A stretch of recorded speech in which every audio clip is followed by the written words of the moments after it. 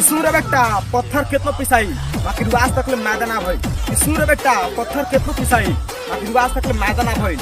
हम लोग तिहाड़ जिला के निषाद जी को झुका दे वाला आज तक कोई मैच उत्पादन ना भइल। भोरी के नस पग ढीला होवे रंगदार मोतिहारी जिला हो। भोरी के नस पग ढीला होवे रंगदार चमत्कार जिला हो। एगो पिस्टल का रख ले तो के घमंड हो गइल बा तोहके। एगो पिस्टल का रख ले तो के घमंड हो गइल बा तोहके। बेटा इतना गोली मारो तोहर खानदान पागल हो जाई रो रो के।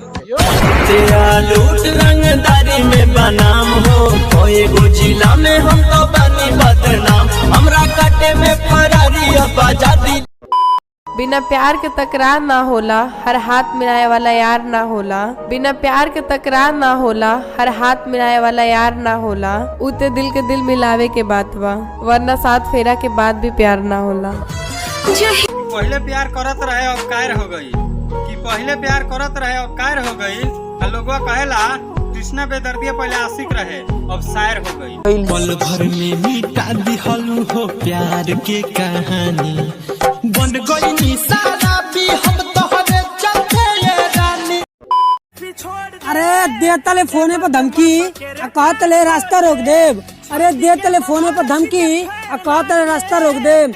तारी माँ का छो जइया मूड घसक गइल ना दौड़ा के तारी गाँव में ठोक दे। राजी को न बंदा बदमाश बन के हर बदमाश की सटोरी ते मारे के धमकी देता रहे हम सीधे गोली मरवा देम। ते मारे के धमकी देता रहे हम सीधे गोली मरवा देम। और राजभर जी का कुछ उल्टा सीधा बोलो न है तो हार बहचो दो तोर पूरा खानदान में जलवा देम। हम पिस्टल हाथ में रखते हैं ना किसी के बाप से डर। कि एगो पिस्टल का रख ले घमंड हो गइल बा तोहके।